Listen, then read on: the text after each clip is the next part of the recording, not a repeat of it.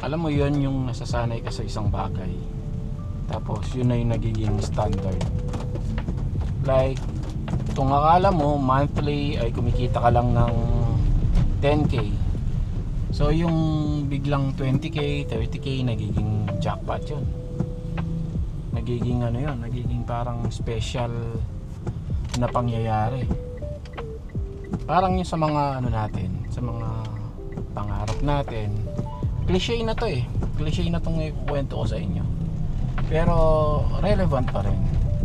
Alam nyo, nung bata tayo, wala tayong fear.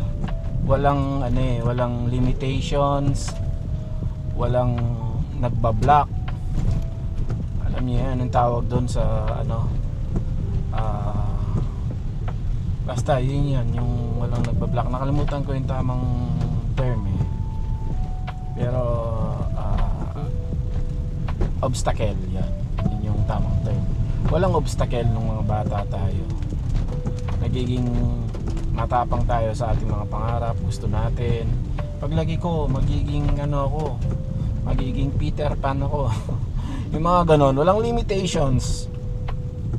Paglaki ko, magiging super saiyan ako, magiging champion ako sa ganitong bagay. Paglaki ko, magiging magaling na basketball player ako. Then along the way, parang may nag-block sa atin. Usually, yung mga nagsasabing ganyan is yung mga malapit sa atin, pamilya, kaibigan, kakilala.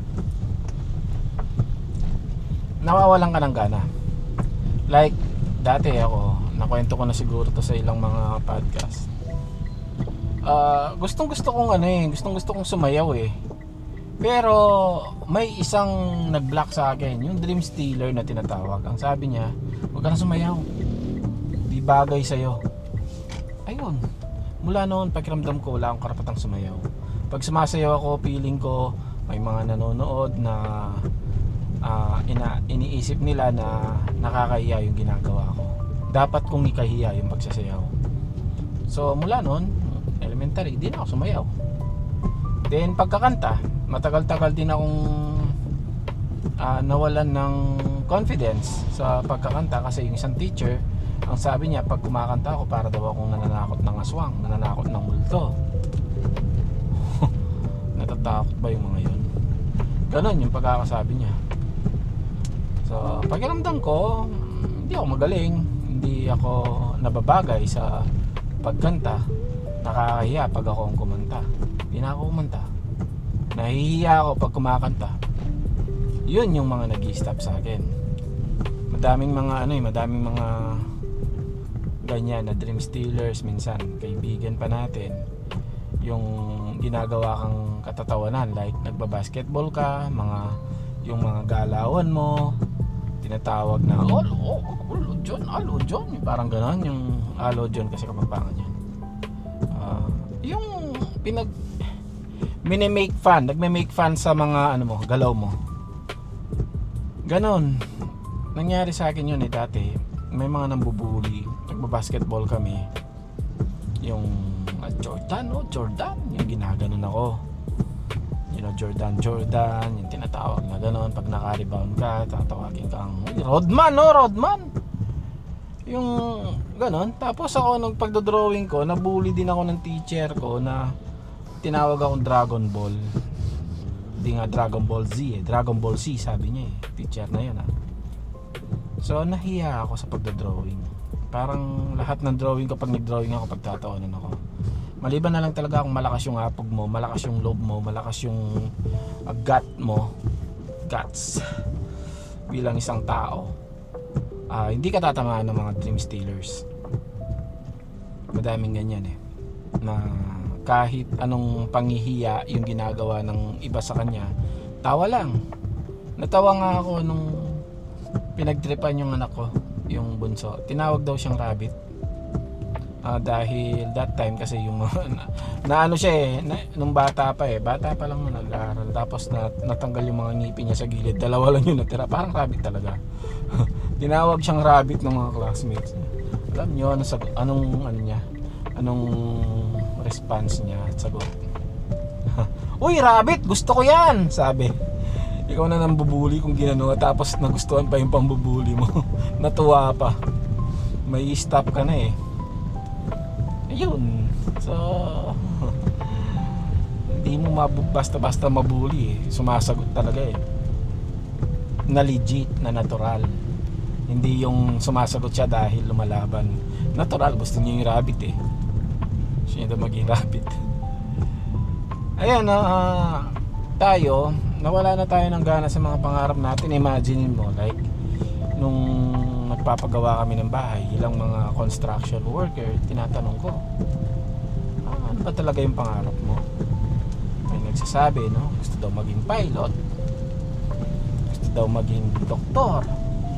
Saan napunta? Construction, pero hindi natin ma-judge yan.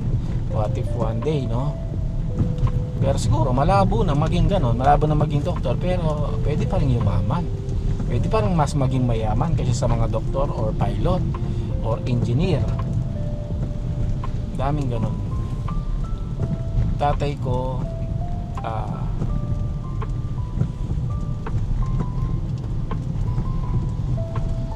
okay, na-stop ako kasi kala ko nag-overheat. Anyway, tapusin na natin to. Yung tatay ko, ano yan eh, architect yung gusto niya.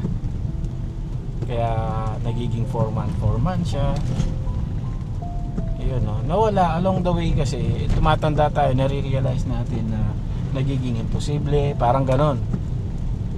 Like ako, paglaki ko, yayaman ako. Alam niyo ba ako? Pangarap ko lang nung high school kasi bakit hindi ako masyadong mahilig. Mga ilan lang niligawan ko tapos wala na. Naliligaw lang ako dahil gusto ko lang maging cool. Hindi dahil gusto ko talaga. Gusto ko lang maging in. Yung may time ako na pangarap ko magkaroon lang ng asawa na American.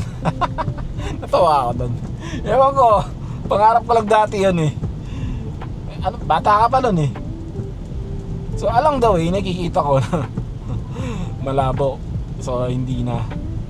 Kasi parang mga yung mga American naman yung that time eh, parang mga Diyosa, no? Yung panahon namin. Yung tingin mo sa kanila parang premium ganon. Anyway, syempre kanya-kanya lahi, no? Lahat tayo premium. Hindi lang sila yung special, lahat tayo. Ngayon na-realize natin yan. So, ayun, ano yung nangyari? Bakit, no? Na-stop tayo sa mga pangangarap dati. Pangarap ko maging Super Saiyan at saka Peter Pan eh. Ngayon wala na yun kasi na-realize ko hindi talaga pwede. Pero yung pangarap ko na maging engineer, civil engineer, hindi rin natupad kasi hindi nakayanan eh. Hindi nakayanan ng budget sa pag-aaral. Kaya, ayun, naging na lang ako. Engineer pa rin, software engineer. Okay yun. Somehow, software engineer, no? Kasi wala naman license yun. Pwede mo lang i-label yung sarili mo bilang software engineer pag nakakagawa ng mga software. With the help of AI ngayon, syempre. More on, syempre, vibe coding, kasama na yon, pero madami pa ring technicalities na kailangan mong alam eh. Hindi lang basta-basta marunong kang mag-prompt, marunong kang makipag-usap sa AI, yun na yun. Hindi rin eh. So, ayun, along the way talaga, maraming mga tao dahil naging adult sila, tumanda na sila, nawala na yung pagiging matapang nila ng bata dahil na-realize nila na malabo to, madaming mga dream stealers, madaming realization, madaming mga requirements. Kasi nung bata tayo, wala tayong pakialam eh, hindi tayo nakikinig sa mga sa mga ganyan-ganyan. Basta gusto ko to, basta nakuha ko to, pag ayaw ibigay, iiyak, magwawala, yung iba ganun. So kayo, ano yung dahilan bakit nawala yung mga pangarap ninyo? Imposible na bang matupad? Malabo? Malaki yung competition? Or wala na kayong gana? So malabo nang maging matupad yung pagiging civil engineer eh. Wala na eh. 40 plus na ako, mag-aaral pa ako, di na pwede. di nakakayanin ng time, pwede naman ako mag-aral ulit eh. Ano ba naman, kahit 40s na ako, okay lang yun. Education, walang pinipiling edad yan. Anyway, malapit na ako sa anak ko.